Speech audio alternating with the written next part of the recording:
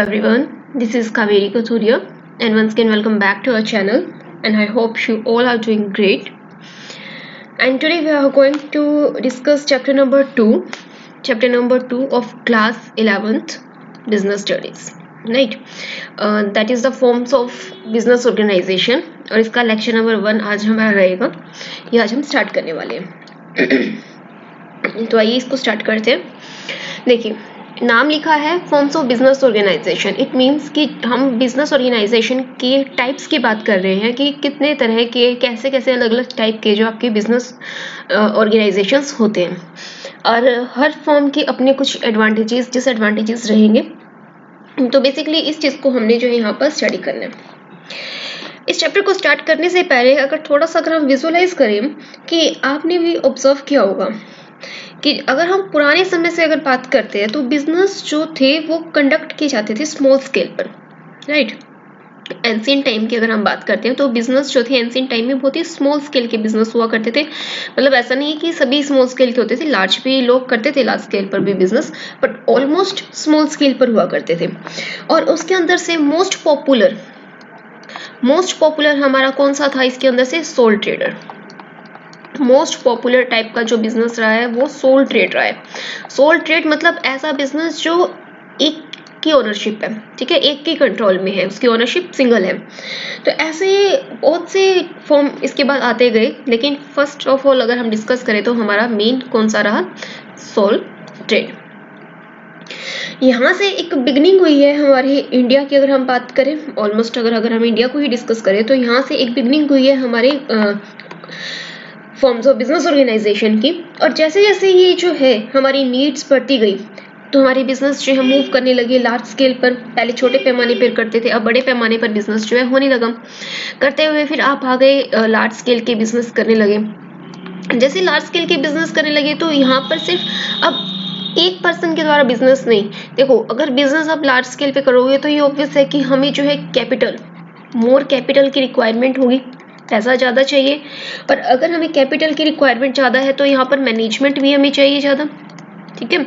और इसी के साथ साथ अगर रिस्पॉन्सिबिलिटीज भी बढ़ जाती हैं तो इन्हीं सभी चीज़ों को मैनेज करने के लिए हमें क्या करना था कि यहाँ पर इन सब चीज़ों को मैनेज करने के लिए सिर्फ एक पर्सन या एक की ओनरशिप, देखो एक बंदा इतने पैसे नहीं लगा सकता, मोर कैपिटल है तो हमें चाहिए और ओनरशिप हमें डिवाइड करनी पड़ेगी किसी के साथ। मैनेजमेंट है, अगर उसको हैंडल करना है तो उसके लिए भी वर्क फोर्स ज़्यादा से ज़्यादा होगी। रिस्पॉन्सिबिलिटीज़ जो है वो असाइन जब की जाती है तो उसको भी मैनेज करना पड़ता है। तो एक पर्सन के लिए ये पॉसिबल नहीं है कि वो पूरे ऑर्गेनाइजेशन को संभाले।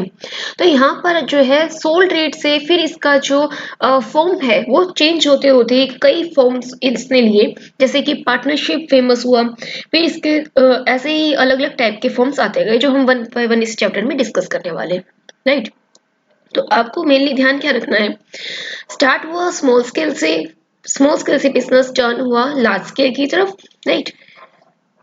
यस, तो स्मॉल स्केल से शिफ्ट हुआ लार्ज स्केल की तरफ। तो ऐसे ही इसने कई रूप लिए। अब बात करें हम यहाँ से फॉर्म्स ऑफ बिजनेस ऑर्गेनाइजेशन की, तो बेसिकली किस चीज़ को आप बता सकते हैं कि फॉर्म ऑफ बिजनेस ऑर्गेनाइजेशन है क्या? बेसिकली ये रिलेट किससे है? ये ओनरशिप से रिलेट है, राइट। तो आप ओनरशिप की बात कर रहे हैं, ओनरशिप से रिलेट करता है। अब ओनरशिप एक लीगल हम कह सकते हैं कि लीगल कॉन्सेप्ट है। अब ओनरशिप के बेस पे ही आपके पास जो है अथॉरिटी एंड रिस्पॉन्सिबिलिटी जो है यहाँ पर डिसाइड होती है। अथॉरिटी एंड रिस्पॉन्सिबिलिटी आती है। तो ये रिलेट किससे है? ओनरशिप से। और ओनरशिप जहाँ होती है उसी से आपको दो चीज़ें और मिलती हैं, अथॉरिटी एंड रिस्पॉन्सिबिलिटी। तो इन चीज़ों को आपने समझना है। और टाइम टू टाइम यही चीज़ें जो है चेंज होती गई। जैसे जैसे ये चीज़ें चेंज हुई हैं बिजनेस ऑर्गेनाइजेशन के फॉर्म्स भी जो है चेंज हुए हैं, राइट। तो आइए हम डिस्कस करते हैं। हमारा जो फर्स्ट टाइप है जो है आपका सोल ट्रेड, और या फिर जिसको हम और क्या बोल सकते हैं, सोल प्रोप्राइटरशिप। तो फर्स्ट टाइप आपका है जो मोस्ट इंपॉर्टेंट है, आपने यहाँ से जो है ध्यान से सुनना है। Sole proprietorship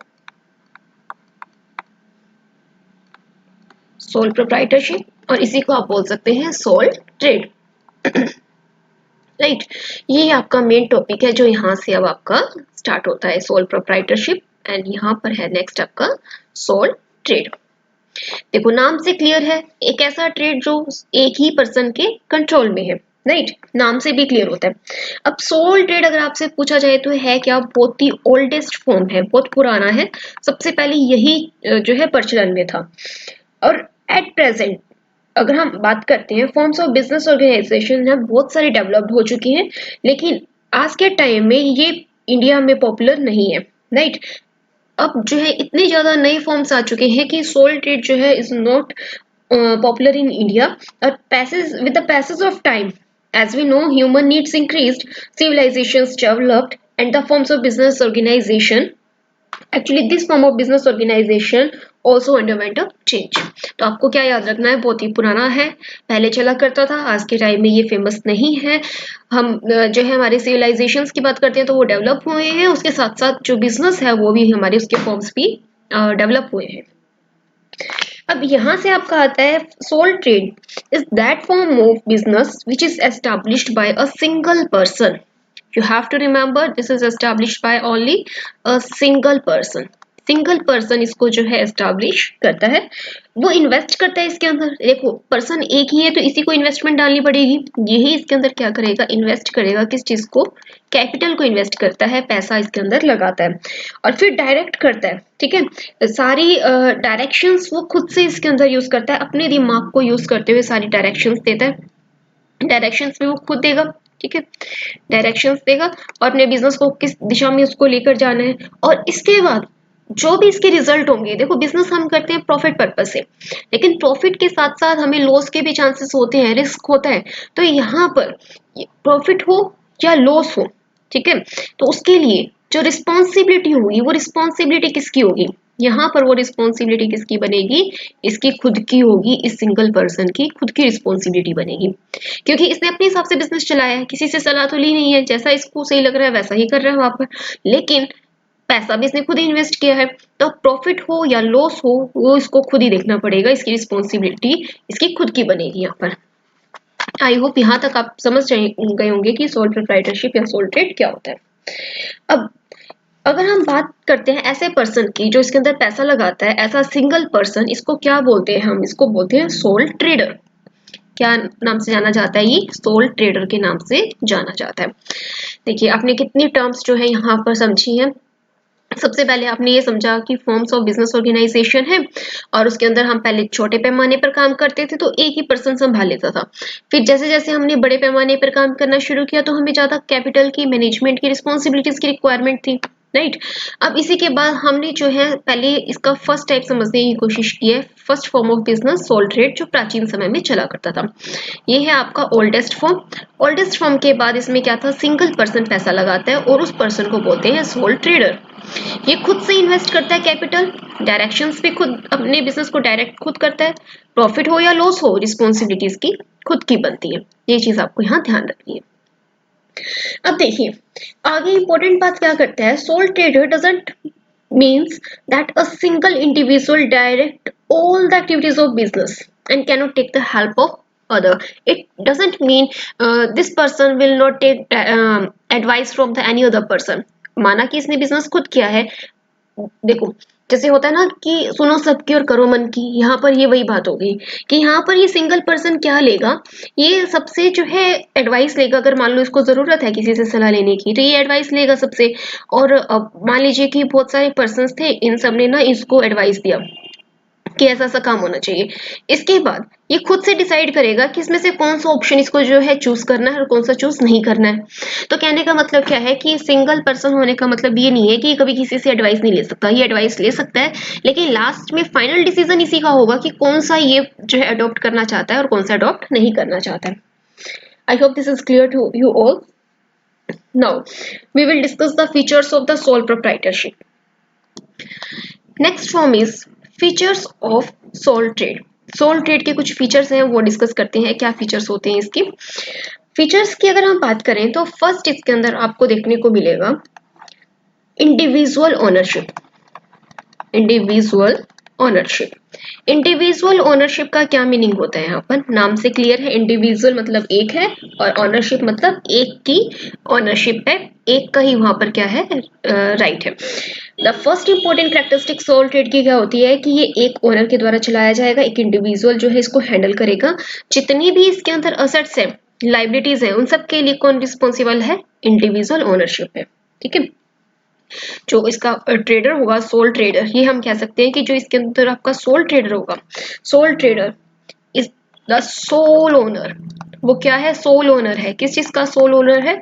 soul owner of all assets, of all the assets and resources. जितने भी रिसोर्सेज हैं बिजनेस में, ठीक है, जितनी भी रिसोर्सेज है, या फिर ये कहें कि जितनी भी असेट्स है बिजनेस की, all resources and asset of business, तो वो किसकी है? उस एक पर्सन की है जिसके पास इसका मालिकाना हक है, जिसने इसके अंदर कैपिटल को इन्वेस्ट किया है। And now the next point is, next point की अगर आप बात करते हैं तो इसके अंदर आता है sole management, right? Sole management, sole management मतलब सोल मीन्स सिंगल है, तो मतलब मैनेजमेंट भी एक का ही है। तो ओनर क्या है? वो परफॉर्म करता है कौन से फंक्शंस? मैनेजमेंट के फंक्शंस। लेकिन जैसे जैसे बिजनेस का साइज इंक्रीज होता जाता है, ठीक है, तो वो क्या करेगा? जैसे ही बिजनेस का साइज या वॉल्यूम ऑफ बिजनेस इंक्रीज होगा तो वो एक मैनेजर आके अपॉइंट कर सकता है। अब मान लो कि ये मतलब नहीं है कि अगर जैसे ये टाटा बिरला अंबानी है, तो ऐसा नहीं है कि इनका खुद का सोल ट्रेड है तो फिर ये खुद ही मैनेज करते हैं हर चीज को। नहीं, बिजनेस का लेवल अगर बड़ा हो जाता है, मान लो बिजनेस लार्ज स्केल पर चला जाए, तो जरूरी नहीं है कि सारा बिजनेस हमें ही देखना होता है। हम क्या कर सकते हैं? आगे मैनेजर अपॉइंट कर सकते हैं। ठीक है, ऐसी कोई पाबंदी नहीं है कि इसके अंदर हम मैनेजर अपॉइंट नहीं कर सकते। मैनेजर अपॉइंट करो, लेकिन मैनेजर जो भी डिसीजन लेता है वो ओनर से पूछ के लेगा। ठीक है, फाइनलाइज जो भी करेगा, तो उसके बाद रिस्पॉन्सिबिलिटी भी फाइनल किसकी बनेगी? ओनर की ही यहाँ पर बनती है। So it is important to note that he is alone is responsible for all the actions of the manager। Manager जो भी एक्शन लेगा उसके रिस्पॉन्सिबल उसका ओनर ही रहने वाला है, राइट? थर्ड इसकी कैरेक्टरिस्टिक है अनलिमिटेड लाइबिलिटी। ये मोस्ट इंपॉर्टेंट पॉइंट है, ध्यान से सुनना। Unlimited liability, liability asset liability क्या होती है ये आप समझ चुके होंगे अभी तक, जो आपने प्लस वन अकाउंट्स में कुछ टर्म्स अंडरस्टैंड की होंगी, बेसिक टर्म्स। ठीक है, तो अब यहाँ पर मैं ये टर्म्स नहीं एक्सप्लेन करूंगी। अनलिमिटेड लाइबिलिटी, अनलिमिटेड लाइबिलिटी का मतलब क्या है कि जो भी यहाँ पर दायित्व होगा, जो लाइबिलिटी बनेगा सोल ट्रेडर का, can be more than capital invested. जितना पैसा उसने इन्वेस्ट किया है उससे ज्यादा उसकी लाइबिलिटी यहाँ बन सकती है, अनलिमिटेड लाइबिलिटी। इसका मतलब क्या है कि मान लो कभी कोई हैवी लॉस हो गया, ठीक है, और उसके लिए ये पॉसिबल नहीं है पेमेंट करना with the help of assets of the business. Business में जितनी असेट लगी है उसको यूज करके पेमेंट कर पाना उसके लिए अगर पॉसिबल नहीं है, तो उसकी खुद की डोमेस्टिक अगर कोई असेट है सोल ट्रेडर की, उसको यूटिलाइज किया जा सकता है। ठीक है, उसको यूटिलाइज कर सकते हैं हम पेमेंट करने के लिए। But he can be declared bankrupt and held personally responsible। उसको bankrupt भी डिक्लेयर किया जा सकता है और उसको पर्सनली इस चीज के लिए रिस्पॉन्सिबल भी ठहराया जा सकता है। कहने का मतलब ये है कि मान लो कि बिजनेस में उसने फॉर एग्जांपल कि उसके पास जो असेट्स हैं या रिसोर्सेज फिलहाल पड़े थे जिसको आप रिकवर करना चाहते थे, वो 50 लाख के पड़े थे। ठीक है, अब यहाँ पर क्या हुआ कि इसने मार्केट से कुछ ऐसे ही डील की और यहाँ पर जो है उसको 70 लाख का जो है, फॉर एग्जांपल मान लीजिए कि उसकी कोई लाइबिलिटी बन गई, कुछ लॉस हुए, कुछ रिस्क बन गया उसका, और उसने पेमेंट करना था 70 लाख। अब बिजनेस से आप सिर्फ कवर कर पा रहे हैं 50 लाख को, तो यहाँ पर जो 20 लाख का जो आपका डिफरेंस रह गया, तो अब आप कहेंगे कि बिजनेस में तो पैसा है नहीं, कहाँ से करें? तो इसकी पर्सनल अगर कोई प्रॉपर्टी पड़ी है, डोमेस्टिक अगर असेट कोई पड़ी है, तो आप उसको यूज करके जो है यहाँ से अमाउंट को रिकवर कर सकते हैं। ठीक है, अमाउंट रिकवर कर सकते हैं। तो इसीलिए बोल रहे हैं कि इसके अंदर जो इसकी लाइबिलिटी होती है वो अनलिमिटेड होती है। नेक्स्ट देखिए, नेक्स्ट अगर हम बात करते हैं कैरेक्टरिस्टिक की, फोर्थ इसकी कैरेक्टरिस्टिक क्या है? फोर्थ कैरेक्टरिस्टिक इसकी होती है freedom in selection of business. Freedom in selection of business बहुत अच्छा पॉइंट है, freedom in selection of business. देखो, आप अकेले हो काम करने वाले, पैसा आपने खुद लगाना है, तो बिजनेस भी आप अपनी मर्जी का करोगे जो आपको अच्छा लगेगा। तो आप कोई भी बिजनेस जो है सिलेक्ट कर सकते हो, आपके ऊपर कोई रिस्ट्रिक्शन नहीं है किसी प्रकार की। सिलेक्ट कर सकते हैं any trade as per his will. So selection of the trade among from among the many other firms can be made with the suggestions of many people. बहुत से लोगों के साथ आप कॉन्टैक्ट करेंगे, उनसे पूछेंगे आजकल मार्केट में ट्रेंड किस चीज का है, उस हिसाब से आप बिजनेस सेलेक्ट करेंगे, तो फाइनल डिसीजन आपका ही है, आप कौन सा बिजनेस करना चाहते हैं। तो इस तरह से क्या होगा कि आपके ऊपर किसी भी पर्सन का कोई प्रेशर नहीं है बिजनेस को सिलेक्ट करने में, जो आपको अच्छा लगे आप कर सकते हैं। और अगर फ्यूचर में आपको लगता है कि आपको ये बिजनेस छोड़ के कोई और बिजनेस करना है, तो भी आप वो कर सकते हैं, नो प्रॉब्लम, कोई रिस्ट्रिक्शन नहीं है किसी प्रकार की है। जितना समय करना है करो, उसके बाद बंद करना है कर दो, no problem at all. Next है सीक्रेसी। सीक्रेसी बहुत अच्छा पॉइंट है। बिजनेस जो है एक के कंट्रोल में है, तो इसके जो इंपॉर्टेंट पॉइंट्स होंगे, जो सीक्रेट थिंग्स होंगी, इंफॉर्मेशंस होंगी रिगार्डिंग द बिजनेस, बिजनेस के बारे में जितनी भी इंफॉर्मेशन होंगी वो सिर्फ किसके पास होंगी, ओनर तक ही होंगी। ठीक है, ओनर से वो आगे बाहर नहीं जाएंगी। No outside party can take any undue advantage out of it. जो बातें हैं, इंफॉर्मेशन है, आप बिजनेस में खुद तक रखना चाहते हैं वो आप तक ही रहेंगी। आपने किसी और को इतना राइट ही नहीं दिया कि वो इसके अंदर इंटरफेयर करे, तो उस तक इंफॉर्मेशन भी नहीं जाएगी। नेक्स्ट आता है no separate legal entity of the business. No separate legal entity, कोई सेपरेट लीगल एंटिटी नहीं है, legal entity of the business. कहने का मतलब क्या है इस चीज का, देखो अगर हम यहाँ पर बात करते हैं बिजनेस फॉर्म ऑफ ऑर्गेनाइजेशन में, तो बिजनेस को और बिजनेसमैन को यहाँ पर जो है अलग नहीं माना गया है, which means that the business has no separate existence और entity from that of the businessman. एक हम याद रखना, सेपरेट लीगल एंटिटी एक वर्ड होता है, ये बहुत अच्छा है, हम नेक्स्ट आगे डिस्कस करेंगे। बस अभी मैं आपको ये बता दूं कि जो बिजनेस है, ठीक है, बिजनेस और एक क्या चीज है, बिजनेसमैन। ठीक है, बिजनेसमैन। अब इन दोनों की जो पहचान है वो एक ही है, ये एक ही चीज है जो यहाँ पर हम डिस्कस कर रहे हैं। मतलब ऐसा नहीं है कि बिजनेस की पहचान अलग है और ये अलग है। क्यों? क्योंकि हमने लास्ट टाइम देखा था कि जो भी बिजनेस की अगर मान लो कि यहाँ पर कोई लॉस होता है तो हम उसको बिजनेसमैन की पर्सनल प्रॉपर्टी से भी कवर कर सकते हैं। तो मतलब दोनों को एक ही माना है हमने, बिजनेस को और बिजनेसमैन को। No separate legal identity. जितनी भी असेट्स हैं, all assets and liabilities of the business are that of the businessman, right? So he alone will be responsible for all the trade activities, not the trade itself. वो सिर्फ trade के लिए ही नहीं, trade से related जितनी भी activities है उन सभी के लिए रिस्पॉन्सिबल माना जाएगा। सेवंथ पॉइंट देखिए, सेवंथ पॉइंट क्या कहता है, undivided risk. Undivided risk it means profit and loss. अगर सोल ट्रेड में प्रॉफिट एंड लॉस वो किसका है, ओनर का ही है। ठीक है, वो इंजॉय करेगा, प्रॉफिट हुआ तो सारा प्रॉफिट भी वही इंजॉय करेगा, अगर लॉस हुआ तो सारा का सारा लॉस भी उसी को ही बियर करना पड़ेगा। मतलब कहने का है यहाँ पर ना तो इसको अपना प्रॉफिट किसी के साथ शेयर करने की जरूरत है और ना ही इसको अपना लॉस जो है ये आगे किसी और के अंदर बांट सकता है। इसको भी लॉस भी इसको खुद ही उठाना पड़ेगा। अनडिवाइडेड रिस्क है। नेक्स्ट अगर बात करें तो आपका आता है suitable for some special forms of, suitable ये कह सकते हैं for some special form of business, special form of business. देखिए क्या कहता है ये पॉइंट आपका, यहाँ पर कुछ स्पेशल ट्रेड होते हैं जिसके अंदर सिर्फ हमें एक इंडिविजुअल की अटेंशन और उसकी सर्विसेज चाहिए होती है।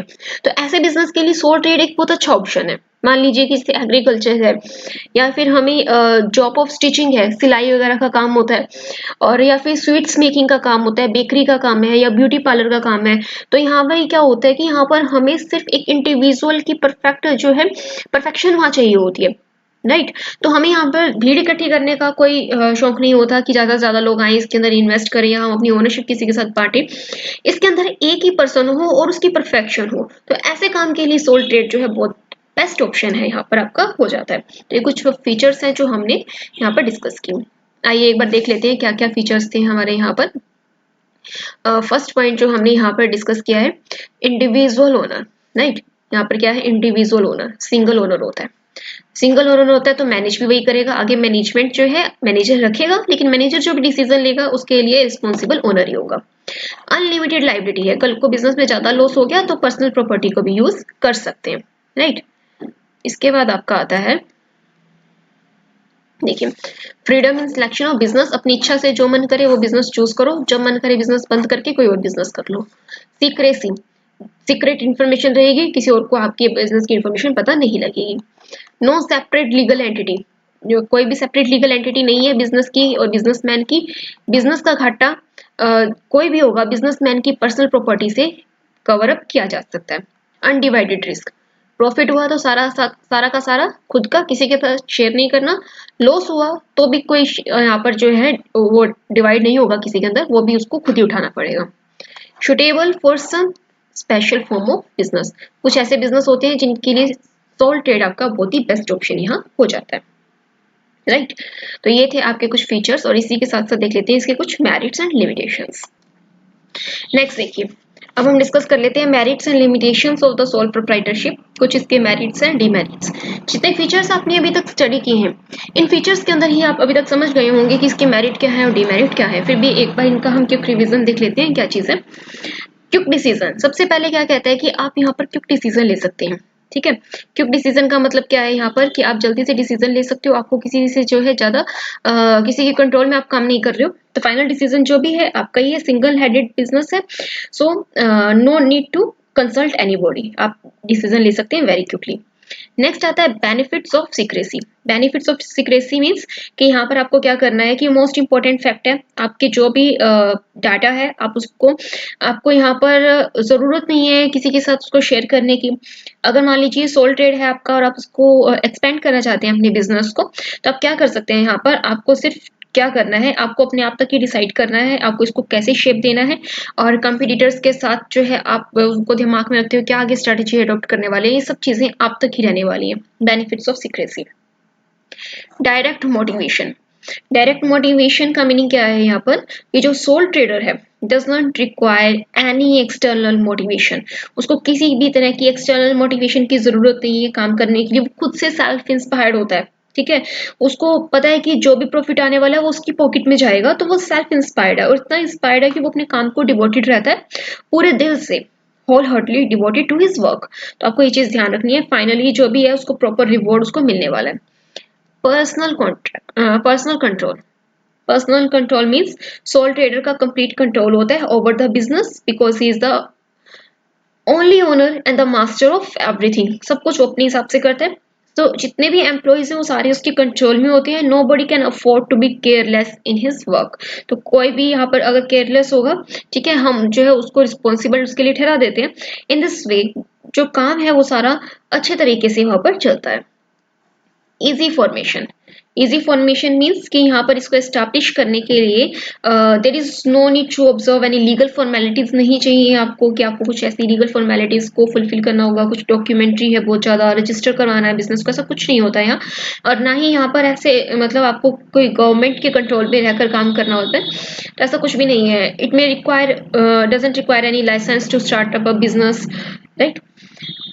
तो आपको करना क्या है, यहाँ पर सिर्फ इतना काम करना है कि आपको जो है इजी फॉर्मेशन है इसको सेटअप करना। बट कुछ एक आधा बिजनेस ऐसा हो सकता है, लाइक मान लीजिए केमिस्ट का बिजनेस है तो उसके लिए आपको जो है कुछ लाइसेंस लेना पड़ता है। तो कुछ एक बिजनेस ऐसे हैं जिसके लिए गवर्नमेंट का कंट्रोल जो थोड़ा बहुत रहता है, लेकिन ऑलमोस्ट बिजनेस जो है यहाँ पर उनके ऊपर गवर्नमेंट का कोई कंट्रोल नहीं रहता, इजी फॉर्मेशन है उसकी। डीमेरिट की अगर बात करते हैं तो लिमिटेड रिसोर्सेज। अभी आप भी जानते हैं कि एक सिंगल पर्सन बिजनेस कर रहा है तो वो एक लिमिट तक की कैपिटल जो है यहाँ पर लगा सकता है, तो जो रिसोर्सेज होते हैं यहाँ पर तो वो थोड़े फाइनेंशियल रिसोर्सेज लिमिटेड रहते हैं। एंड अ सिंगल इंडिविजुअल जो होता है वो generally cannot have both of these resources so that he can expand his trade and enjoy the benefits of a big trade. तो मतलब या तो वो क्या करेगा कि एक दोनों चीजें उसको कभी नहीं मिलेगी, कि उसको प्रॉफिट भी बहुत ज्यादा हो जाए और जो है अकेला ही वो एक बहुत बड़ा बिजनेस एम्पायर खड़ा कर ले। तो उसको मतलब जो है ओनरशिप, अपनी ओनरशिप किसी के साथ जो है बांटनी ही पड़ेगी, कोई और आएगा कैपिटल उसको लगाएगा तब वो अपने सोर्सेस को बढ़ा पाएगा, राइट।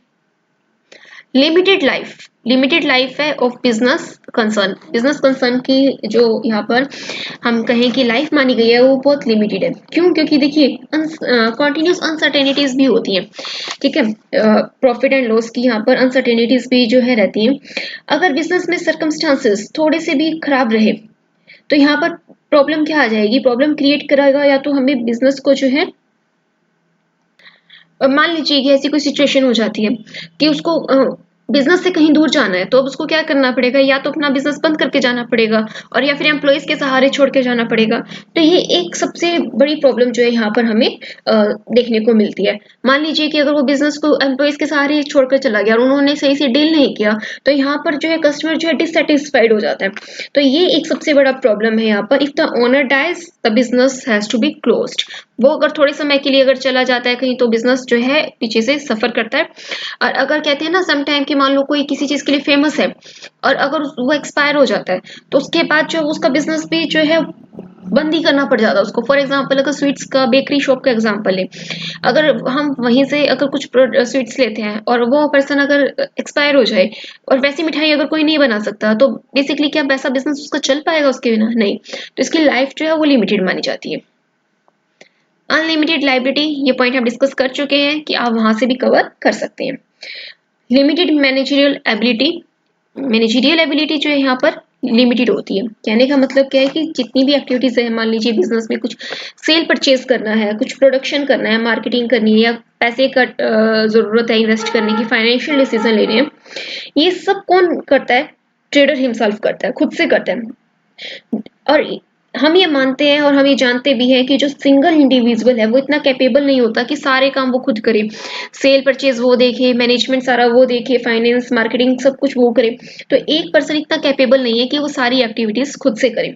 तो यहाँ पर हमें क्या करना होता है कि जब भी हम ऐसी कुछ प्रॉब्लम फेस करते हैं, ठीक है, तो यहाँ पर हमारा बिजनेस जो हो जाता है वो इम्बैलेंस हो जाता है। या फिर हम ये कह सकते हैं कि जो लिमिटेड फाइनेंशियल रिसोर्सेज हैं, कई बार हमारे पास रिसोर्सेज इतने कम होते हैं कि हमें जो है मैनेजर को अपॉइंट करना पड़े तो हम उसकी सैलरी को अफोर्ड नहीं कर सकते। तो एक ऐसा बिजनेस है ये सोल ट्रेडर, जहाँ पर हमें सबसे ज्यादा प्रॉब्लम क्या आती है? मैनेजरियल एबिलिटी जो है वो बहुत लिमिटेड होती है, क्योंकि ओनर को खुद को आती नहीं है सारी मैनेजरियल एबिलिटी, और बाहर से हम उसको अफोर्ड नहीं कर सकते, राइट? क्योंकि हमारे पास इतना कैपिटल नहीं, हमने इन्वेस्ट कर रखा है। तो ये ऐसी प्रॉब्लम वहां देखने को, मैनेजमेंट रिलेटेड प्रॉब्लम वहां थोड़ी देखने को मिल सकती है। तो ये आपका चैप्टर है, चैप्टर नंबर 2 का पार्ट 1 है, जो हमने डिस्कस किया है first form of business organisation, sole trader discuss किया है। और सोल ट्रेडर की लिमिटेशन को दिमाग में रखते हुए आपका एक नया फॉर्म आया था, that was known as partnership. Partnership आया, बहुत फेमस रहा बीच में, तो जिसको हम डिस्कस करेंगे नेक्स्ट चैप्टर में। तो आपको ये ध्यान रखना है कि हर बिजनेस फॉर्म की कुछ लिमिटेशंस रही, और उन लिमिटेशंस की वजह से एक नया बिजनेस फॉर्म जो है वो आया है, ठीक है? तो आज आप इसको प्रिपेयर कीजिए, और आई होप ये आपको जो है समझ आया होगा और आपको अच्छा लगा होगा। और अगर अच्छा लगे तो इसे लाइक, सब्सक्राइब एंड शेयर जरूर कीजिए, और साथ में ही आप जो है नोटिफिकेशन पे जो है बेल आइकन पे जरूर क्लिक कीजिए, ताकि आपको नोटिफिकेशन आने वाले न्यू लेक्चर्स की मिलती रहे। तो ये आपका चैप्टर था, एक बार आप इसको देख सकते हैं कि क्या क्या हमने इसके अंदर आज डिस्कस किया है, राइट? तो बेसिकली हमने सोल प्रोप्राइटरशिप और सोल ट्रेड को ही डिस्कस किया। So meet you in the next lecture, तब तक ये प्रिपेयर कीजिए। Thank you very much.